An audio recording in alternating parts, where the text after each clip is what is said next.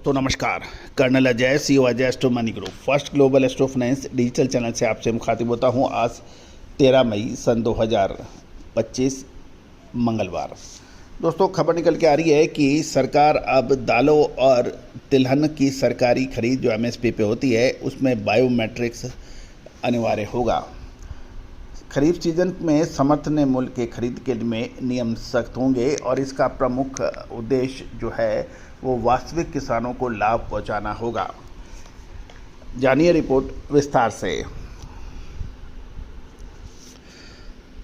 दोस्तों खबर निकल के आ रही है कि आगामी खरीफ सीजन में दलहन यानी दालें और तिलहन की फसलों को समर्थन मूल्य पर खरीद के नियम कड़े होंगे।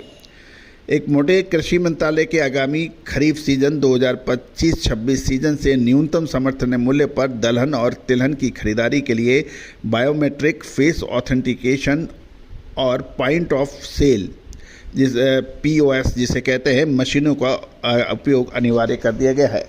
इस कदम का उद्देश्य ये सुनिश्चित करना है कि विभिन्न योजनाओं के तहत खरीद जो फसलों की खरीद सरकार करती है उसका लाभ सिर्फ और सिर्फ वास्तविक किसानों को ही मिले।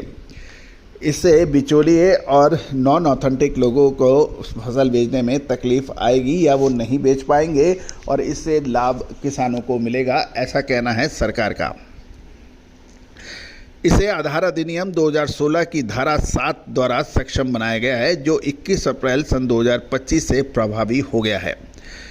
गौरतलब है कि इस शर्त के दौरान केवल नई फसलें वास्तविक किसान की ही खरीद प्रक्रिया के हिस्सा होंगे।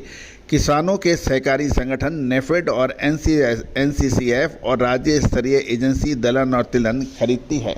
वर्तमान में POS मशीनों का उपयोग चावल और गेहूं समर्थन मूल्य के संचालन के लिए किया जाता है। कुछ ऑफिशियल ने यह भी कहा है कि हम सुनिश्चित करना चाहते हैं कि केवल 2 एजेंसियां जो कि नाफेड और NCCF के साथ पंजीकृत किसानों को ही न्यूनतम समर्थन मूल्य पर और प्रधानमंत्री अन्नदाता आय संरक्षण अभियान PM आशा नामक व्यापक योजना के तहत शुरू की गई अन्य योजनाओं का भी लाभ मिले। प्रधानमंत्री आशा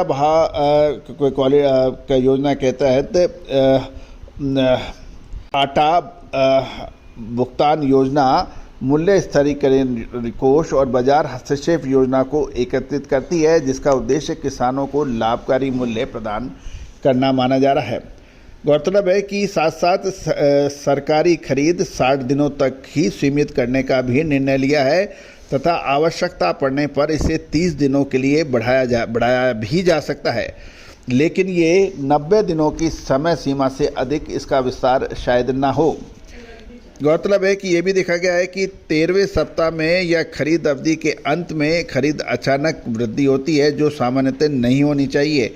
उन्होंने व्यापारियों द्वारा संभावित हेरफेर का भी संकेत दिए हैं। इसको रोकने के लिए बायोमेट्रिक्स मशीन का इस्तेमाल करना उचित रहेगा।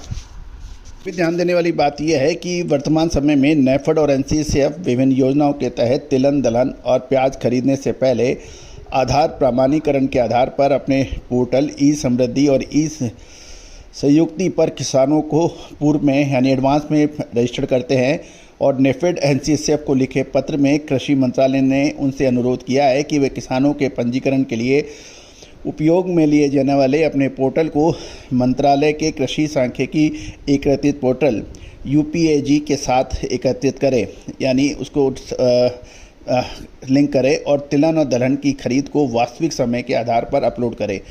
2 वर्षों के उच्च स्तर के बाद मजबूत फसल संभावनाओं के कारण बाजार मूल्य यानी बाजार मूल्य न्यूनतम समर्थन मूल्य से नीचे होने के कारण सरकार ने साल 2024-25 सीजन में के जुलाई टू जून के लिए प्रमुख उत्पादक राज्यों में PSS के तहत 60 लाख टन से अधिक तिलहन और 50 लाख टन से अधिक दालों की खरीद की मंजूरी दी है। दोस्तों ये तो तय है कि सरकार न्यूनतम समर्थन मूल्य पर माल खरीदने की बात करती है, लेकिन आज भी न्यूनतम समर्थन मूल्य से नीचे सोयाबीन बिक रहा है और जितनी सोयाबीन की खरीदी की बात कही थी उतनी सोयाबीन की खरीदारी नहीं हो पाई है। दोस्तों अब देखना यह है कि इस बायोमेट्रिक मशीनों की वजह से या और किसी तरीके से क्या सरकार अपनी खरीद का लक्ष्य पूरा कर पाती है या नहीं।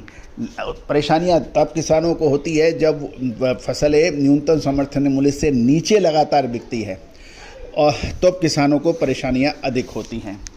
तो दोस्तों, आपकी क्या राय है कि बायोमेट्रिक फेस ऑथेंटिकेशन के जरिए क्या किसानों को फ़ायदा होगा या फिर ये एक महज खाना पूर्ति या कागज़ घसीटी है?